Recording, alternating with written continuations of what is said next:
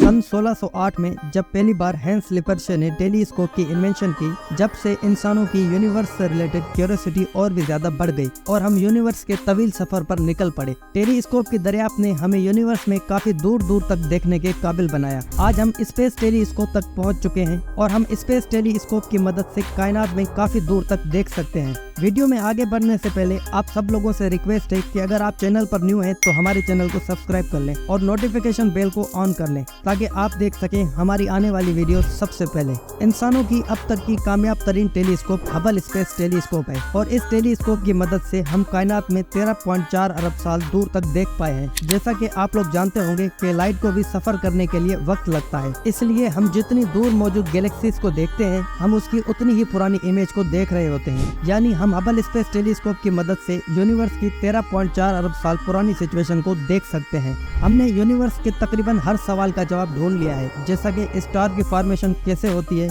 Planets कैसे बनते हैं और सोलर सिस्टम कैसे वजूद में आते हैं। लेकिन एक सवाल ऐसा है जिसका जवाब हम अभी तक नहीं जान पाए हैं। ये सवाल है कि गैलेक्सीज की फॉर्मेशन कैसे होती है या फिर ये कहां से आई।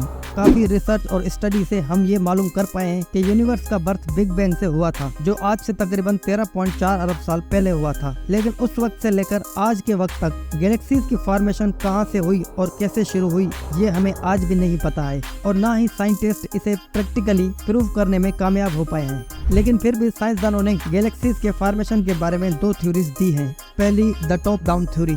इस थ्योरी को सन 1962 में ओलिन ईगन, डोनाल्ड लाइंडन बेल और एलन सैंडेज ने सामने रखा था। इस थ्योरी के मुताबिक गैलेक्सीज की फॉर्मेशन एक बहुत ही बड़े गैस क्लाउड से हुई, यानी यूनिवर्स के बनने से पहले एक बहुत ही बड़ा गैस का बादल था जो चारों तरफ फैला हुआ था और इसमें बहुत बड़ी तादाद में डार्क मैटर मौजूद था। डार्क मैटर की फोर्स की वजह से ये गैस का बादल छोटे छोटे क्लब यानी गुच्छों में बट गया और ग्रेविटेशनल पुल की वजह से ये क्लब्स एक दूसरे में मर्ज होने लगे और काफी डेंस हो गए और इनके सेंटर में ग्रेविटेशनल पुल इतना बढ़ गया था कि न्यूक्लियर फ्यूजन का प्रोसेस शुरू हो गया और स्टार की फॉर्मेशन होने लगी। कई सारे न्यू स्टार की फॉर्मेशन हुई और ये स्टार ग्रेविटी की वजह से नजदीक आ गए और स्टार क्लस्टर बन गए और इस तरह कई सारे क्लस्टर्स आपस में मिल गए और अपने सेंटर का चक्कर लगाना शुरू कर दिया और इसी तरह गैलेक्सीज की फॉर्मेशन हुई। और इस थ्योरी से हमें ये मालूम हुआ कि गैलेक्सीज की फॉर्मेशन एक बहुत ही बड़े गैस क्लाउड से हुई। सुनने में ये काफी ज्यादा रियलिस्टिक लगता है मगर अभी तक इसे अप्रूव नहीं किया गया है। दूसरी थ्योरी है बॉटम अप थ्योरी।